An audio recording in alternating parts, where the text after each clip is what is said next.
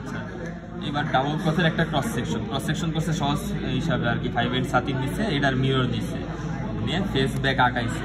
আঁকানোর পরে face to back stitch দিছে, back স্টিচগুলি face to back কিন্তু face work over back face over back এরকম stitch দেওয়ার পরে এখন আসে হচ্ছে এটার ক্রস সেকশনে আমি ওয়েফটের সুতাগুলিরে নিলাম হচ্ছে ডট হিসাবে।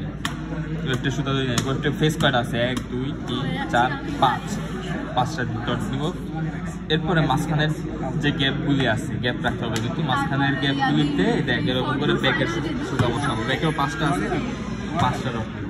এখন ফেসের ওয়ার্ক ফার্স্টেরটাই আপ আছে, তো আপ থাকলে আমার ওয়েফটের উপর দিয়ে যাবে, উপর দিয়ে গেছে। পরের 4টাই ডাউন আছে, 4টাই ডাউন আছে।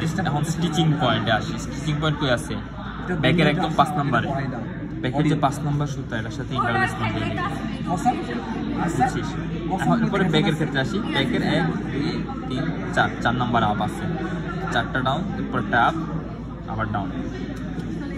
এরপরে 2 নম্বরটা এটা বুঝাই দিই, তাহলে বুঝা যাবে আশা করি। এখন ফেসেরটা আসি 1 2 3, ফেসের 3 নম্বর সুতায় আপ আছে, 2টা ডাউন দিলাম, 3 নম্বরটায় আপ দিলাম।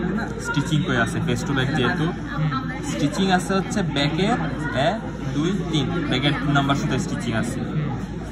তো এই যে ব্যাকের 1 2 3, ব্যাকের 3 নম্বর সুতার লগে আমি এটা সোজা বরাবর গেলে তো আর হইতেছে না, মিস হয়ে যাইতেছে।